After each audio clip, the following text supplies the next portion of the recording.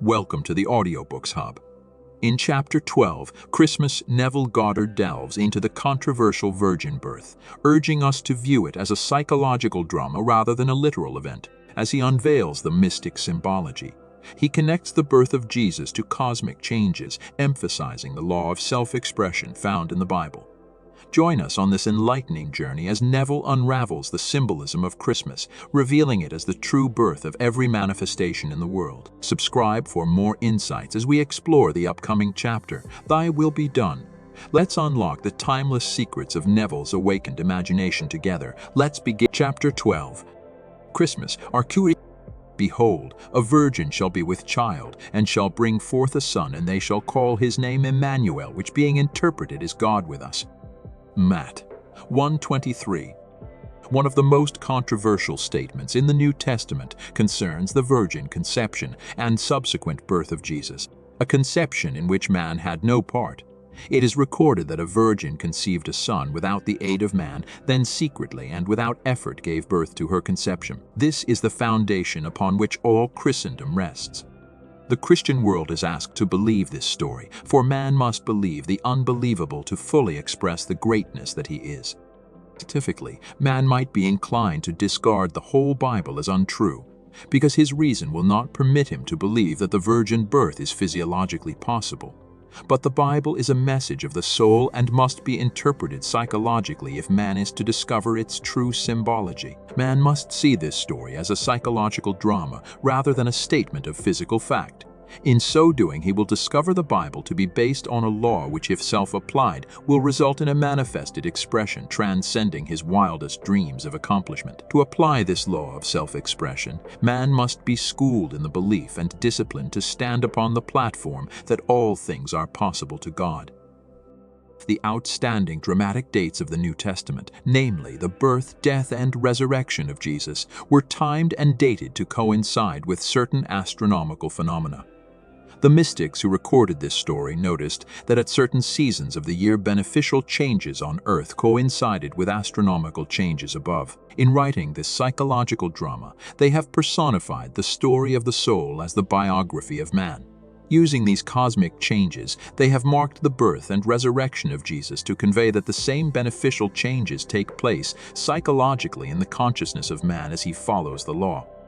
Even to those who fail to understand it, the story of Christmas is one of the most beautiful stories ever told. When unfolded in the light of its mystic symbology, it is revealed as the true birth of every manifestation in the world. This virgin birth is recorded as having taken place on December 25th, or, as certain secret societies celebrate it, on Christmas Eve at midnight of December 24th. Mystics established this date to mark the birth of Jesus, because it was in keeping with the great earthly benefits this astronomical change signifies. The astronomical observations which prompted the authors of this drama to use these dates were all made in the northern hemisphere. So from an astronomical point of view, the reverse would be true if seen from the southern latitudes. However, this story was recorded in the north and therefore was based on northern observation. Very early discovered that the sun played a most important part in his life, that without the sun physical life as he knew it could not be. So these most important dates in the story of the life of Jesus are based upon the position of the sun as seen from the earth in the northern latitudes.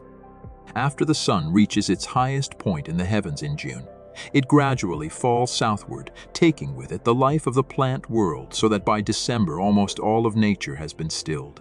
Should the sun continue to fall southward, all nature would be stilled unto death. However, on December 25th, the sun begins its great move northward, bringing with it the promise of salvation and life anew for the world. Each day, as the sun rises higher in the heavens, man gains confidence in being saved from death by cold and starvation, for he knows that as it moves northward and crosses the equator, all nature will rise again, will be resurrected from its long winter sleep. Our day is measured from midnight to midnight, and since the visible day begins in the east and ends in the west, the ancients said the day was born of that constellation which occupied the eastern horizon at midnight. On Christmas Eve, or midnight of December 24th, the constellation Virgo is rising on the eastern horizon, so it is recorded that this Son and Savior of the world was born of a virgin. It is also recorded that this Virgin Mother was traveling through the night, that she stopped at an inn and was given the only available room among the animals, and there in a manger, where the animals fed, the shepherds found the Holy Child. The animals with whom the Holy Virgin was lodged are the holy animals of the zodiac.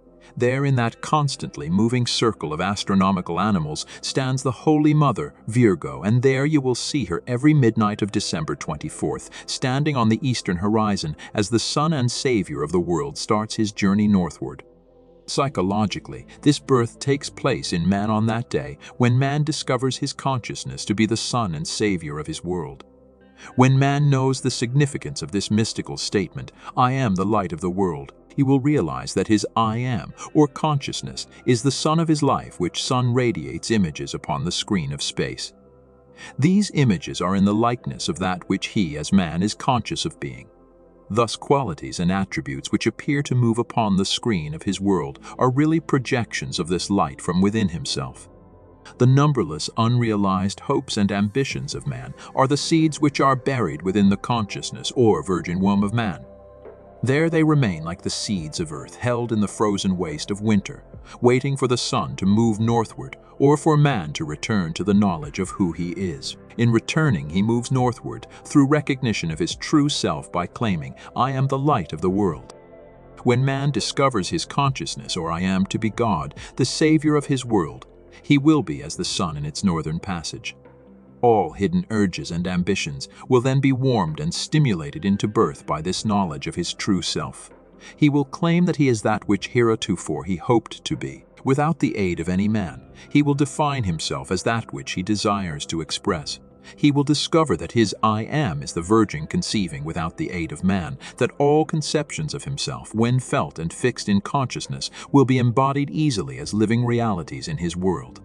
This man will one day realize that this whole drama takes place in his consciousness, that his unconditioned consciousness, or I am, is the Virgin Mary desiring to express, that through this law of self-expression he defines himself as that which he desires to express, and that without the help or cooperation of anyone, he will express that which he has consciously claimed and defined himself as being. He will then understand why Christmas is fixed on December 25th, while Easter is a movable date. Why upon the virgin conception the whole of Christendom rests.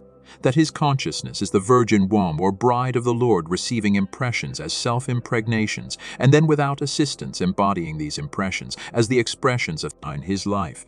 Embark on a profound exploration in Chapter 13, Crucifixion and Resurrection, as Neville Goddard unravels the mystery with transformative insights. Featuring the passage, "I am the resurrection and the life," Neville connects the cosmic events of Good Friday and Easter to a deeper symbolism. These celestial occurrences, marking the death of the old year and the birth of spring, mirror the crucifixion and resurrection of your awareness of being. Learn why Good Friday should be a day of rejoicing, understanding that your awareness slays itself to live anew in the desired state. Subscribe for more revelations as we approach the next chapter, Thy Will Be Done. Let's unlock the timeless secrets of Neville's awakened imagination together.